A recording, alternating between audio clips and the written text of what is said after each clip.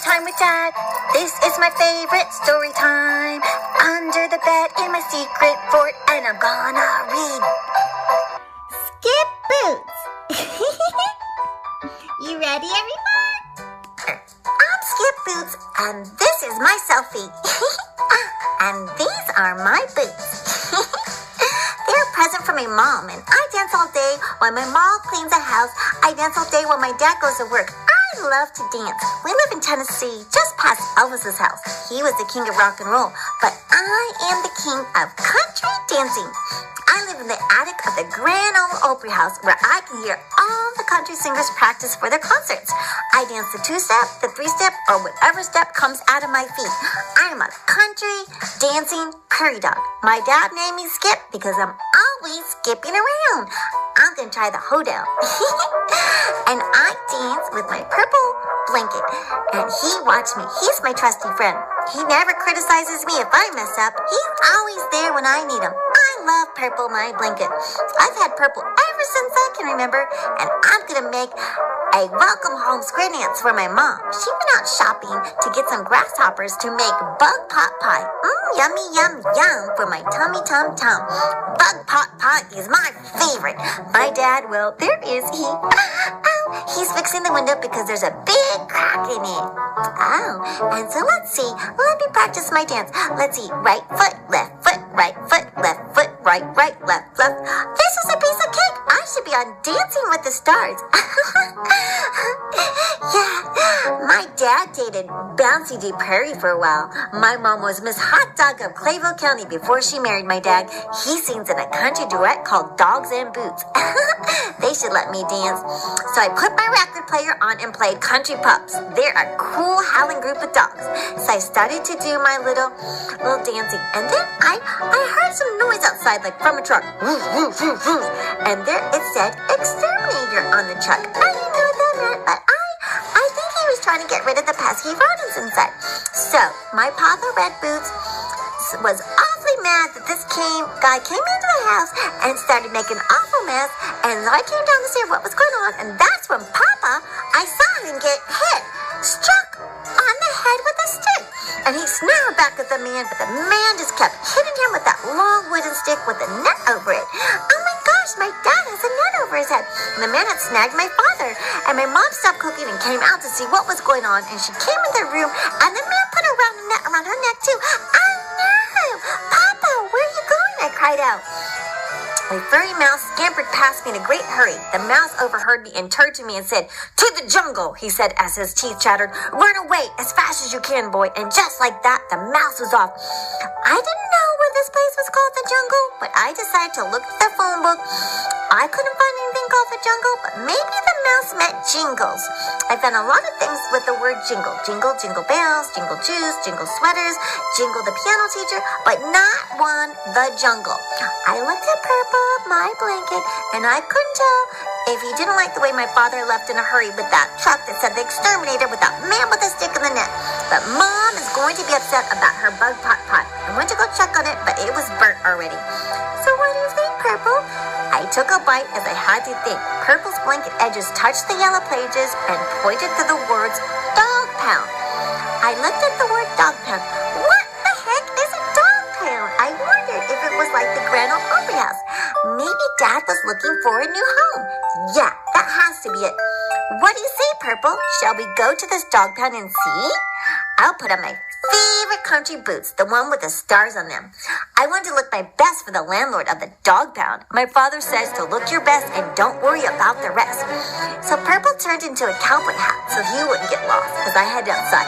I looked at the address, 425 Appleton Boulevard. Must be somewhere around Orange Street. I climbed up the telephone pole and I made it to the top and jumped onto the telephone wire. Whee! I said as I took a shortcut. I easily jumped from wire to wire through Blueberry Street. I saw my buddy a squirrel, Squirrely Duds. Hey, Squirrely Duds, how are you? Lost a nut today, but I'm gonna go over to Betty Lou's. She's making pecan pie. She's such a sweet lady who knows how to share the fixing. She always puts a treat on the outside the window ledge for me, Squirrely Duds said cheerfully. Do you know the way to Appleton is? Boots, why would you want to go to Appleton. Haven't you heard? That street is forbidden to animals. What's wrong with you? Squirrely Dud said sharply with a quiver in his voice. I'm looking for my mom and dad. Oh no, don't tell me. The exterminator has them. Oh, Squirrely exclaimed with a sad face. He rubbed his two little paws nervously together. As I know, his dad took off in this truck that said exterminator. Yeah, you're right. You don't have much time before the exterminator gives them a shot, Squirrely Dud said as his mouth dried up and gulped. What do you mean before they give him a shot? I asked, not knowing why they needed a shot. My dad doesn't have a cold. Follow me, Boots. I know a shortcut, Squirrely Dud said with an intensity that said urgency. So I followed him down the fence to some kind of lush, manicured green grounds, and I peeped through a bush, and a lightning-fast ball came straight at me. Whiz! Duck, Squirrely Boots said. Where's a duck? I said, excited to see a cute little duck. Not that kind of duck. Duck! Duck! As in, he squished my head down. Squirrely Dud said while pushing my head down. The ball zoomed like a missile aiming for my head, but Purple turned into a tennis racket to keep the ball from whacking me in the head. That must be some kind of good luck blanket. Last time a ball came at Louie the Bluebird, he had to have his head bandaged by Doc Smith, Squirrely Dud said. Purple's my little buddy, I said, as I gave my blanket a thickful, tight squeeze. Okay, this is the plan. See those shiny metal things sticking out of that bag? They're called golf putters, and they're clubs that the humans use to hit this tiny white ball in a game called golf. Anyway, the stick putters have those furry animal covers on them to keep them warm. We will disguise ourselves as fur covers. And so we jumped up on the little tiny cart, and they would drive us to the other side of the golf range as fast as possible. Sounds like a good plan to me. Come on, Purple. We've got to get to the other side. Hurry. Squirrely was one smart squirrel. I know where the golf course was. People had balls and sticks so they could go in this tiny little hole. I'll ride down some manicured green path. So 2 men golfers were in the cart. One picked up my blanket and went to his face with it. He put Purple in his back pocket, and the cart started to zoom to the other side of the long golf course. See, I told you, we'll be in the pound in no time, Squirrely said, whispering as a ball went sailing overhead. It landed in a lake. Splash, splash, splash. The golfers were talking about some hole-in-one thing. I crept and tugged on my blanket from his pants pocket, and the golfer moved, and my blanket fell out of my hands. I tried to tug harder. Okay, we've got to get to par 6 up there. Jump, Squirrely says. I tugged and tugged on my blanket, and finally I yanked it out of the golfer's pocket. He turned around. What in the world is that? He hit the brake, and I flew out of the cart. Whoosh, whoosh, whoosh. My blanket Purple turned into a parachute for me, and I landed in a sandy area. Gee, Boots, you better go and hurry up, Squirrely said while hiding in on the cutter. I hear once those animals goes into that dog pound, they never come out, Squirrely Dud said, swelling hard. Good luck, kid. And just like that, Squirrely zoomed away in the golf cart. The sprinkler system turned on, and it started to rain on me, and my blanket Purple turned into an umbrella, and I ran off. Hey, Purple, what do you think Dud's meant when he said they got months ago when they never come out? I said. Purple had a hurried look on his face and made the umbrella close as if he was scared. I knew I should hurry up and find Dad and Mom. I jumped through several bushes and snuck back around an old lumber house, and I climbed through an old patched-up hole in the wall. I was in the dog pound. Dogs were everywhere and howling. They were making so much noise and barking, and they didn't seem to be happy. I had a cold shiver go up my spine, and I even had cold chill coming from my boots. I ran along the cages and looked for Dad. I saw an old hound dog. He was singing the blues. Ow, oh, oh, oh, oh, excuse me, Mr. Hound, but have you seen my father, Red Boots? I asked very politely. That old hound dog sang his old son song and started giving me the blues too. I finally finished the song, so I stared at my blanket. Son, aren't you a little old to be carrying a blanket around? I didn't know how to answer. A toy poodle named Wanda came and looked at my blanket too, and she snickered and she teased. Look, girls, and look, guys, this boy has a baby blanket. And a couple of the dogs stared through their cages and started to make fun of Purple, my blanket. They started laughing and giggling at me. Singing, baby, baby, the baby has a baby blanket to me. Look at the big bag baby. He's a baby.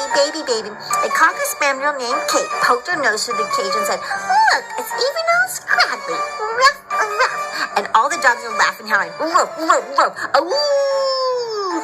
And all of a sudden, the dogs started to dance in the cages. I could hear the rat-a-tat-tat and the clickety-click-click of the claws. The bulldog Billy gave me the beat with his howl and sang a song. It was popular. Every country song, so everyone joined in. Kate sang ever so pretty. She was the angel, the way her howling flew. Wanda, the toy poodle, gave a high pitch. Hee-hee-ha-ha-hoo-hee-hee.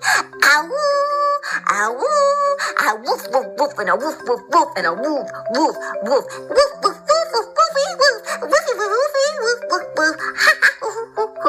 and she did her solo again, and a whole group of toy dogs joined in. There was Candy the Pomeranian, Wiggles the Puggle, and Cinnamon the Dachshund. They sang their happy little pink tongues out. It sounded so cool, this blue song. Soon the baritones, the deeper sounding much, joined. Billy the Bulldog sounded more like a tuba bursting. Dirt the Boxer was really good. He added a Cajun jambalaya flair to the sound for some fun. The whole pound was singing the cool country bop. All of a sudden, the cages sprang open when Jaimin, the German Shepherd, and his buddy Knuckles, the Rottweiler, ripped the locks open with a wrench. They used their steel-like jaws to open the doors. Hurry, you cat, scream, Jaimin ordered. The less you like being smothered in toxic sleeping fumes, Knuckles warned and growled. Woof, woof, woof, woof. He urged all the dogs off. All the dogs jumped out of their cages. Jaimin had the back door open. Everyone was running out. Everyone that except Red Boots and Patsy Boots. Where are my parents? Excuse me, Mr. Knuckles. Have you seen my father? Knuckles looked down at me. He stared at me and sniffed me good. And what's stopping me from eating you for lunch? Knuckles said grumpily. Why would you want to eat me? I inquired. 'Cause that's what dogs do. They ruffle up the rodents. Grrr, Knuckles growled at me. But I'm not a rodent. I'm a dog. I said to him. You're not a dog. What kind of sound is that? Knuckles informed me wisely. You're not no dog. You're not a prairie dog. You're not even a dog. Jaimin came over to Knuckles. Come on, let's skedaddle. He looked at me. Hey, you look like that fellow Red. Hey, you see my father Red? I cried out happily. He's your father? Well, why didn't you say so, my friend? Knuckles suddenly seemed to like me. I wasn't going to ask him why. He went from wanting to eat me alive to shaking my hand and almost pulling it out of the socket.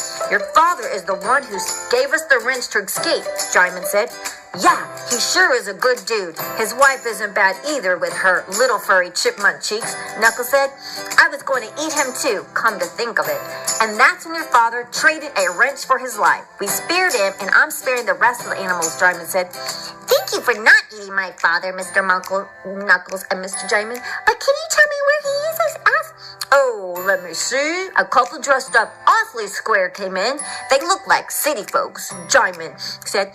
Yeah, they were scientists or something like that. Safaris. Yeah, that's the word. Safaris. No cowboy boots on their feet. Can you imagine? Knuckles said. Safaris? What's that? I said. You know, they go on trips looking for exotic animals like lions, elephants, crocodiles, giraffes, and they put them in a preservative. And then they name the place so people will come and look and give them money. Knuckles said smartly. What's a crocodile? It's something you eat, I asked. As a matter of fact, I am something a crocodile would like to eat. You're something a lion would eat just for snacks, Mr. Knuckles said, chuckling. An alarm went off, and 2 men ran up. What in the world? One man with his keys on his belt said as he looked at all the open cages. Looks like we better head out. I did hear that couple's name was Dr. Henry and Cleo Thoreau. I hope that helps you, Jaimin jumped at the man as he approached. The man grabbed his pepper spray to use on Jaimin. I took purple and tossed him like a football, and purple flew right to that man's head and covered his eyes. The man looked like a ghost. Purple ghost.